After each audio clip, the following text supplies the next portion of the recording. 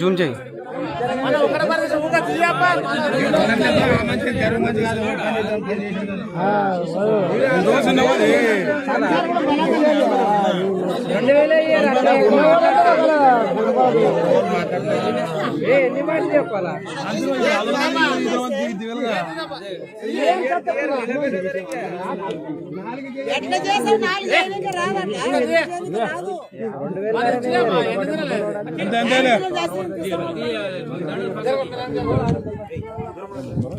సూర్యాన్ని గుంతగా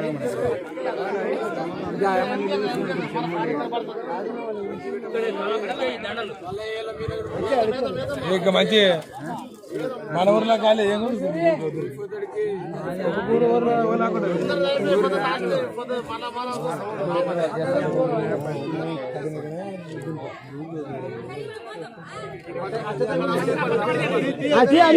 పక్క పెట్టు మన గుడ్డ మీద ఆయన వేయాలి కదా గుడ్డ మీద సైడ్ పెట్టండి పక్కకి సైడ్ పెట్టు ఆయన సైడ్ పెట్టు సైడ్కి పక్క పెట్టు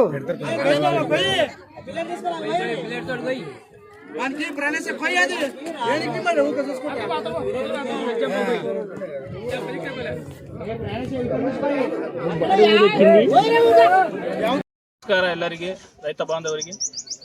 ನಿನ್ನೆ 27ನೇ ತಾರೀಕು ಆಪಲ್ ದಿನಿಯಲ್ಲಿ ಒಬ್ಬರು ಹುಸೇನಪ್ಪ ಅಂತವರು 48 ವರ್ಷ ಅವರು ಉದ್ಯೋಗ ಖಾತ್ರಿಯಲ್ಲಿ ಕೆಲಸ ಮಾಡ್ತಿದ್ದಾಗ ಅವರಿಗೆ ಬಿಸಿಲು ತಾಪಮಾನದಿಂದ 40ರಿಂದ 45 ತಾಪಮಾನದಿಂದ ಅವರಿಗೆ ಲೋ BP ಆಗಿ ಅವರು ಅಲ್ಲೇ ಸ್ಥಳದಲ್ಲೇ ಉದ್ಯೋಗ ಖಾತ್ರಿ ಕೆಲಸದಲ್ಲಿ ಮಾಡ್ಕೊಳ್ಳೋಕೆ ಅಲ್ಲೇ ಸ್ಥಳದಲ್ಲೇ ಮೂರ್ಛೆ ಹೋಗಿ ಬಿದ್ದುಬಿಟ್ಟು ಪ್ರಾಣವನ್ನು ಕಳ್ಕೊಂಡಿದ್ದಾರೆ.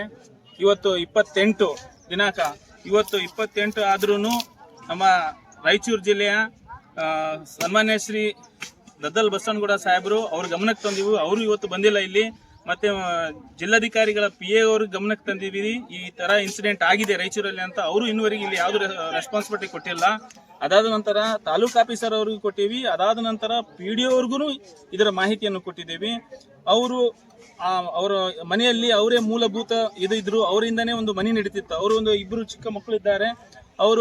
ಅವರಿಗೆ ಇವತ್ತು ಬಂದು PDO ಆಗಲಿ ಅವರಾಗಲಿ ಅಧಿಕಾರಿಗಳು, ಸಂಬಂಧಪಟ್ಟ ಅಧಿಕಾರಿಗಳಿಗೆ ಅವರಿಗೆ ಮಣ್ಣಿಗೆ ಸಂಸ್ಕಾರಕ್ಕೆ ಒಂದು ರೂಪಾಯಿ ತಗ ಕೊಟ್ಟಿಲ್ಲ. ಇಂಥದ್ರಲ್ಲಿ ಈಗ ಅವರ ಮಗ ಇದ್ದಾರೆ, ಅವರೆಲ್ಲ ಇಡೀ ಗ್ರಾಮಸ್ಥರೆಲ್ಲ ಆಕ್ರೋಶದಲ್ಲಿದ್ದಾರೆ. ಇವತ್ತು ಒಂದೆರಡು ಅವರು ಹೇಳ್ತಾರೆ, ಅವ್ರ ತಂದೆ ಬಗ್ಗೆ ಹೇಳ್ತಾರೆ. ಅಪ್ಪನ ಹೆಸರು ಹುಸೇನಪ್ಪ ಅಂತ.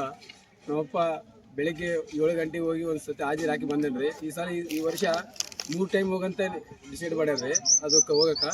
ಅದೇ ಮಧ್ಯಾಹ್ನ ಹೋಗಿರ್ರಿ, ಆದರೆ ಬಿಸಿಲು ತಡಕಲಾರ್ದ ಅಲ್ಲೇ ಮೃತಪಟ್ಟಿದ್ದಾರೆ.